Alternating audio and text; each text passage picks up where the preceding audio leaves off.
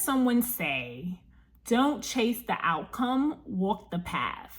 Sometimes we'll ask God, why me? And God is asking, why not you? Here's 4 ways to help carry you through your waiting season. Number 1, redefine productivity. What I mean by that is waiting doesn't mean inactivity. Use this time to reflect, upskill, so develop your skills, or invest in things that you've set aside. So let's say, for example, I'm on a video today. Let's say I want to create content for my YouTube channel or whatever. I'm working on becoming a content creator. While I'm in my waiting season, waiting for God to bless me with something else or close a certain door for me, I can focus on making those videos, coming up with different content, coming up with topics like this to help someone else who's also in their waiting season. So that's another thing. Growth often happens in the quiet moments. And a lot of times I don't think we realize this. We focus so much on the noise that a lot of times so many things can happen when you just sit and you wait and you're present in your waiting moments. So number two is practice surrendering. What I mean by that is release the need of control. A lot of times we like to be in control of our destiny, in control of our path, in control of the next chapter in our lives.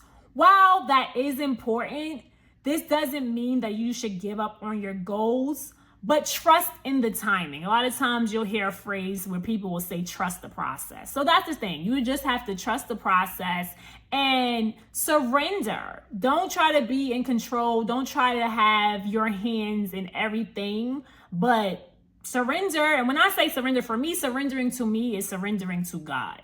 Everyone has their own beliefs, but for me, in my channel, I believe that if I'm going to surrender to anyone, I'm going to surrender to God and let him have control when he's in control. So it's like, why try to take control when God is already in control? Like, remember who's in charge here. I think we forget that. We forget who's in charge.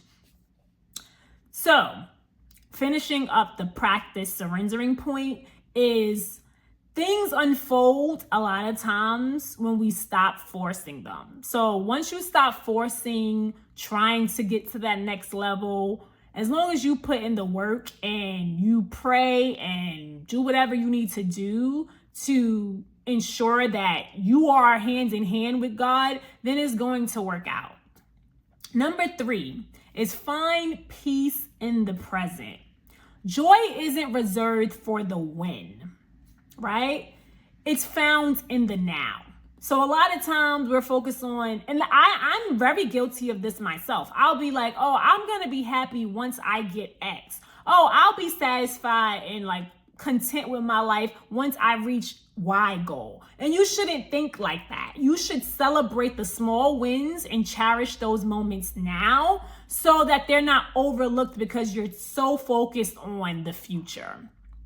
And the last and final point is build resistance. Waiting teaches us patience, right? And that only doesn't just teach you patience, but it teaches you to be persistent. So with that being said, it shapes us in a way where we don't recognize until we start to reflect and we start to look back on our lives. So I will probably be dating myself in terms of age once I give this analogy, but I think of the waiting season as when I was younger, when you would go to the grocery store and let's say our parents were going to purchase us some deli meat, you would have to pull a number.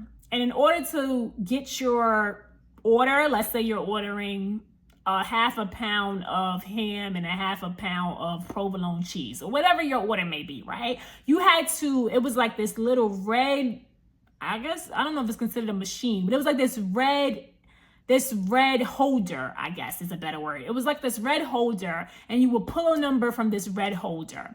You would have to wait in line until that number is called. Once that number is called, then it's like, okay, it's my turn to order. Or Actually, I can't remember if it's like you pull the number and it's your turn to order, or if you pull the number, you order first, and then once they call that number, then you get your order. But either way it goes, in that moment, you had to wait. And the same, you can use it in the analogy. For another example, when you go to the doctor, you have to wait in a waiting room. They have other people ahead of you. There's other people in the queue. You just can't walk in there and say, hey, I'm here, I need to be seen immediately. That's not how it works. It's always some type of process that you have to go through in order to reach your goal. So I think about it like that. Think about it like, okay, even though I may be waiting now, I can use this time to improve myself and reflect on all of the great things that has already happened in my life and enjoy the moment now, so that once the time has come, I am already ready. I've already stayed ready, so I don't have to get ready. I hope this was helpful. Continue to like, comment, and subscribe, as well as share my videos. I hope you all have a great day.